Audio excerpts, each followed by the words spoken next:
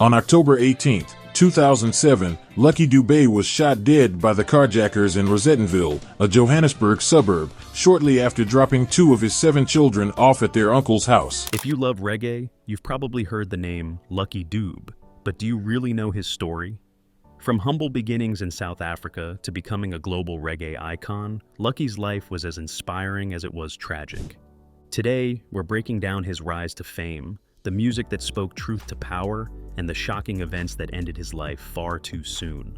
Stick around, because by the end of this video, you'll see why Lucky Dube wasn't just a singer. He was a voice that refused to be ignored. And yes, there might be a laugh or two along the way. Early life and roots. Lucky Philip Dube was born on August 3, 1964, in Ermelo, a small town in the Mpumalanga province of South Africa. Life for Lucky began under tough circumstances. He grew up in a poor family, raised by a single mother, and experienced the harsh realities of apartheid from an early age. The system of racial segregation didn't just affect his neighborhood, it shaped the very air he breathed, the opportunities he had, and the music he would eventually use as his platform to fight inequality. As a child, Lucky faced the usual challenges of growing up in poverty, but he also faced the added pressure of a divided society. His family struggled to make ends meet, and he often had to work odd jobs to contribute. Despite these hardships, music quickly became a safe space, a way for him to express emotions that otherwise had nowhere to go.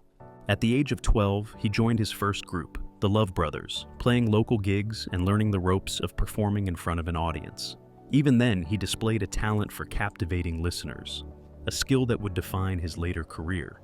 Interestingly, Lucky's first musical explorations were not in reggae. He started with mbaqanga, a traditional South African style that mixes jazz, swing, and Zulu rhythms.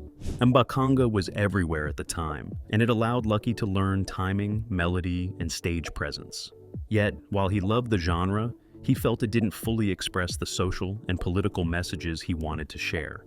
Around this time, reggae was gaining international traction, particularly through the work of Bob Marley.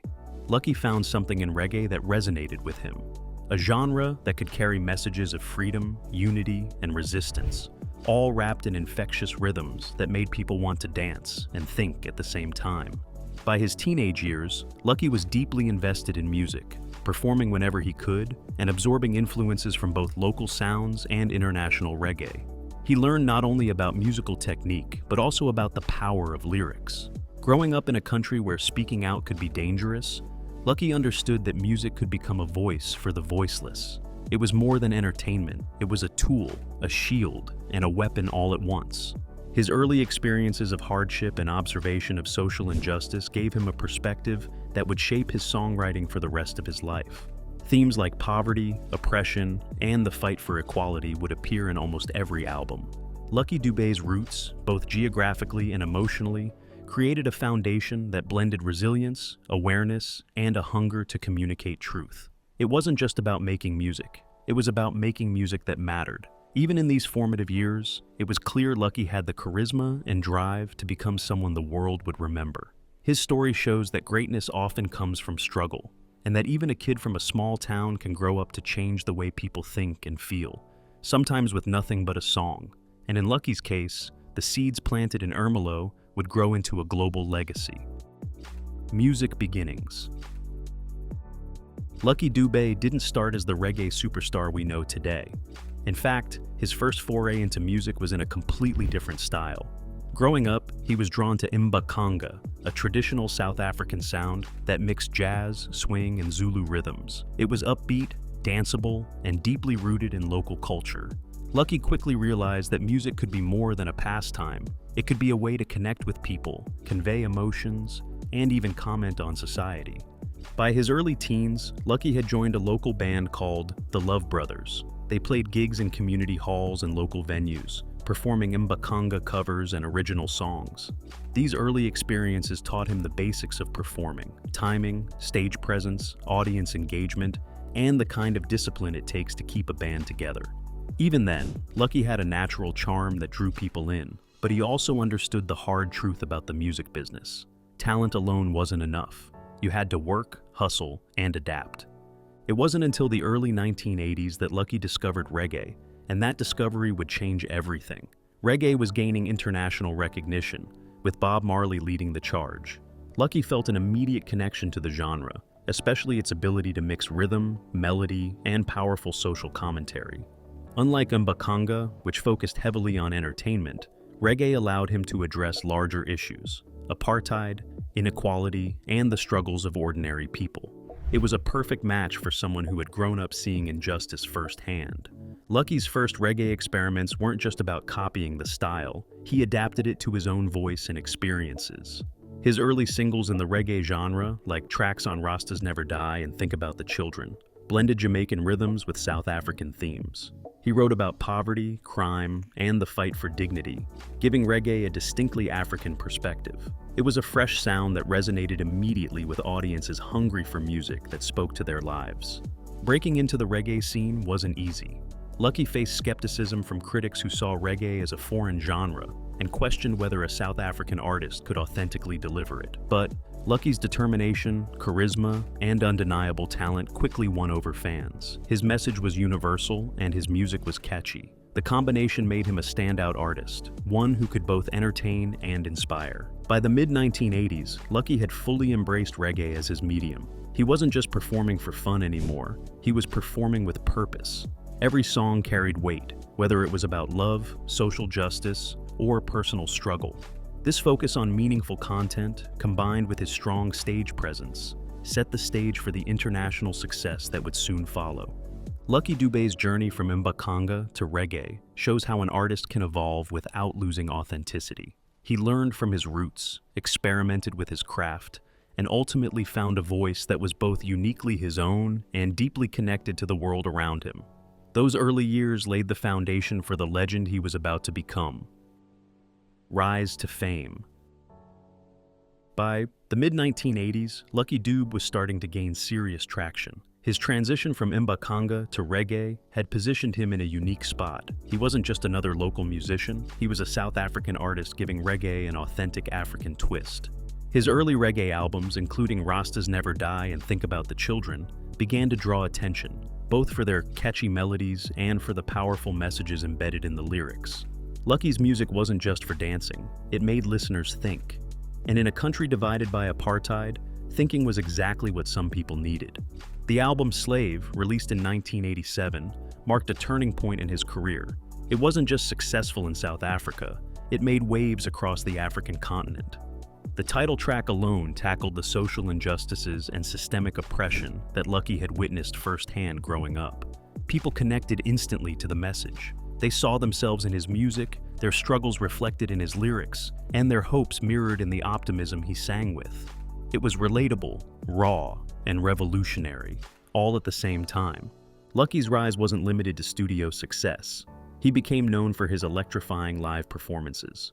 On stage, he had this incredible ability to command attention without ever seeming arrogant. He could make thousands of people in a stadium feel like he was singing directly to them.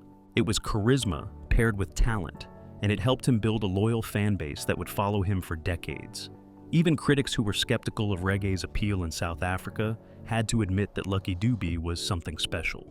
Another reason for Lucky's rapid rise was his ability to adapt and innovate. While reggae had strong roots in Jamaica, Lucky fused it with African musical elements and themes that resonated with local audiences. Songs blended traditional South African instruments, melodies, and rhythms with reggae's signature beats. This creative mix didn't just appeal to South Africans, it caught the attention of international audiences as well. By blending cultures in a way that felt natural, Lucky opened the door to global recognition. The late 1980s and early 1990s were a whirlwind period for Lucky.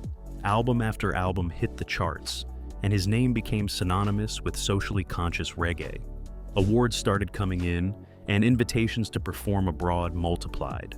From local community halls to major concert stages, Lucky Dube's journey reflected not only his personal dedication, but also the hunger for music that mattered. It's worth noting that Lucky's rise wasn't just about music.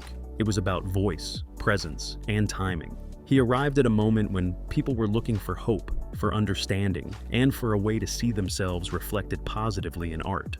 Lucky's ability to blend entertainment with meaningful messaging made him a symbol of progress and resilience, not just a pop star.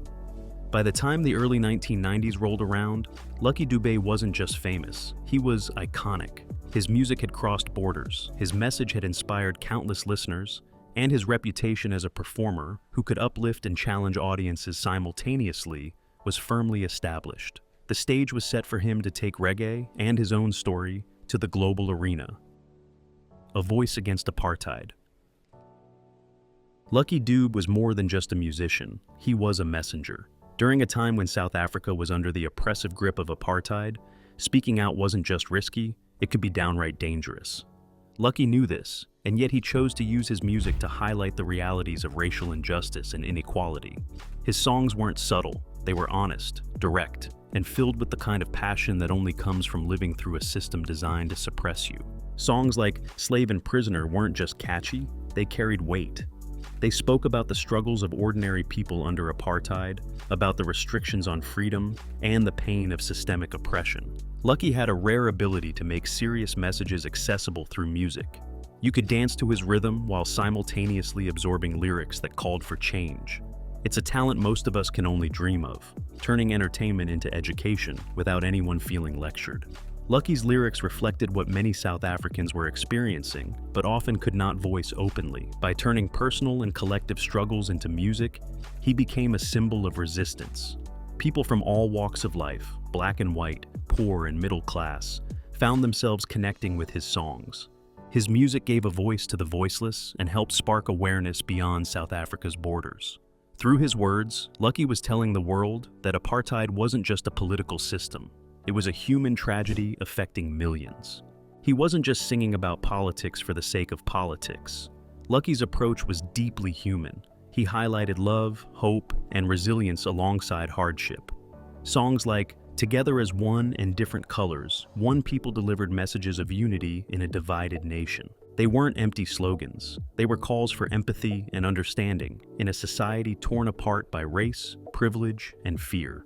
Lucky reminded people that music could be a bridge, connecting hearts in a time when society was busy building walls. It's easy to underestimate how bold this was. During apartheid, the government censored the media, arrested activists, and punished dissent. Lucky wasn't on the front lines with signs and protests, but his songs were a form of protest just as powerful. By embedding social commentary into accessible reggae tunes, he reached people who might never pick up a political pamphlet or attend a rally. Lucky's music became both a safe space and a rallying cry, blending art with activism in a way that few artists manage. His commitment to speaking the truth also caught the attention of international audiences. Fans around the world started to see South Africa not just as a distant land, but as a place where injustice was real, urgent, and human. Lucky Dube's music helped create empathy across continents.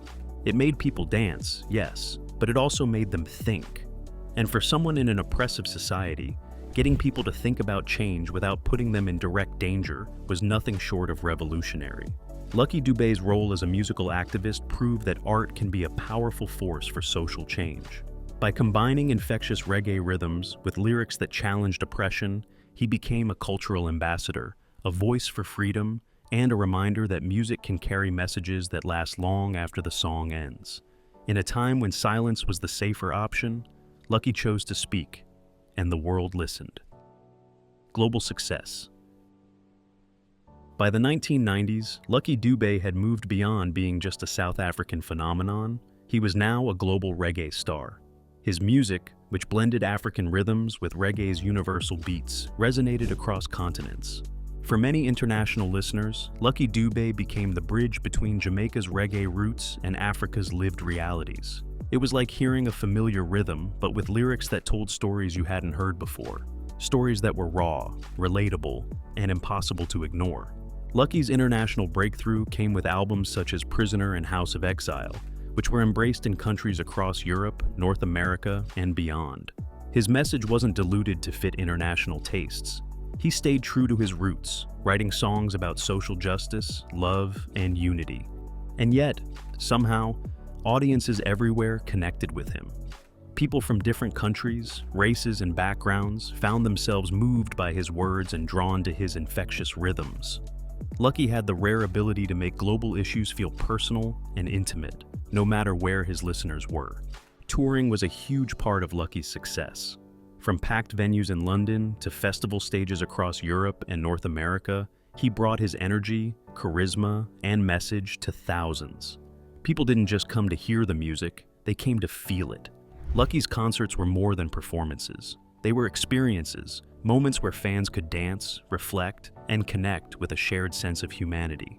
On stage, he had a presence that made you forget you were thousands of miles away from South Africa. Every gesture, every note, seemed to reach the heart of his audience.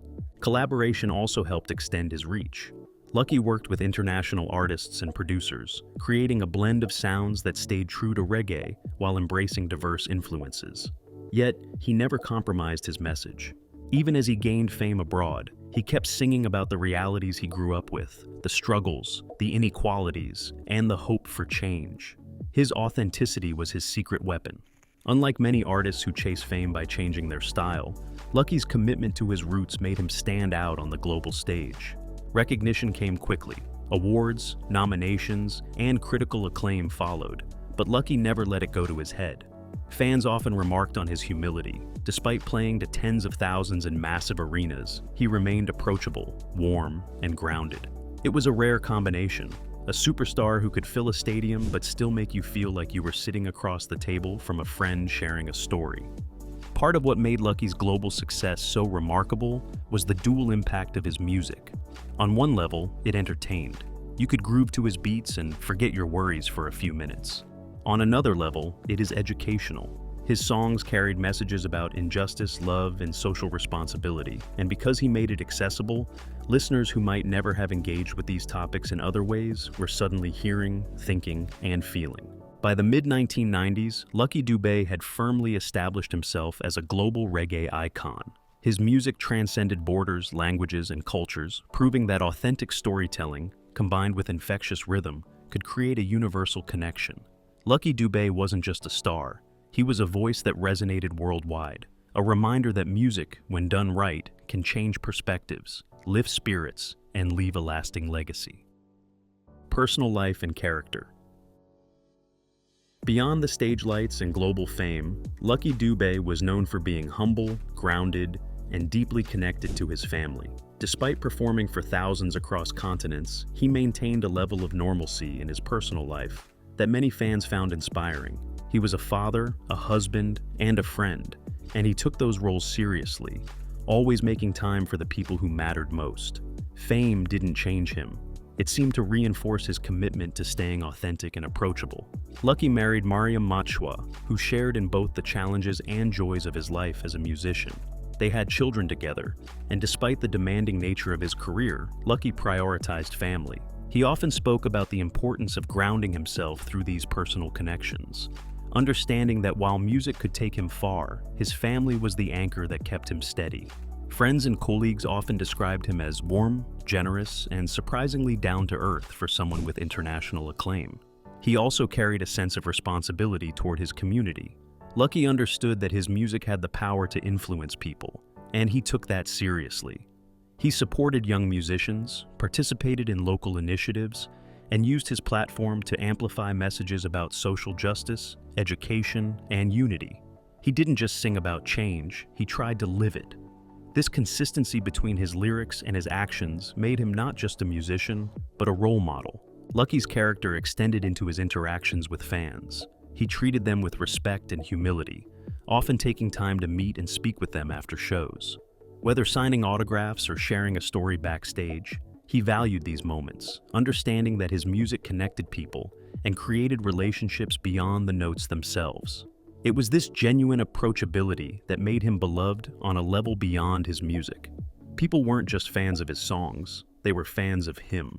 Even with the pressures of international touring and recording, Lucky maintained a sense of humor. Colleagues remembered his playful side on the road, his tendency to joke about the absurdities of fame, and his ability to lighten heavy situations with laughter. This humor, combined with his humility and deep sense of empathy, made him someone people naturally gravitated toward. He was serious when needed, but never so serious that he forgot the joy in life and music. Lucky Dube's personal life and character also reflected his values.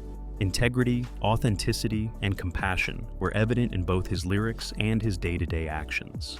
He showed that a global superstar could maintain a human, relatable side, a man who could inspire through his art while remaining deeply connected to the world around him. In an industry where egos often overshadow talent, Lucky's humility stood out. Ultimately, understanding Lucky Dube as a person gives context to his music. His experiences, relationships, and values inform the messages he shared through his songs. He wasn't just a voice for the oppressed on stage. He carried that voice in how he lived. His personal life and character remind us that fame doesn't have to change who you are. It can amplify who you truly are for a better impact. And in Lucky's case, that authenticity continues to resonate with fans old and new alike. A tragic death. October 18, 2007, is a date that shook the music world. Lucky Dube, the South African reggae icon, was tragically killed in Johannesburg at just 43 years old. The news sent shockwaves through fans, colleagues, and communities around the globe.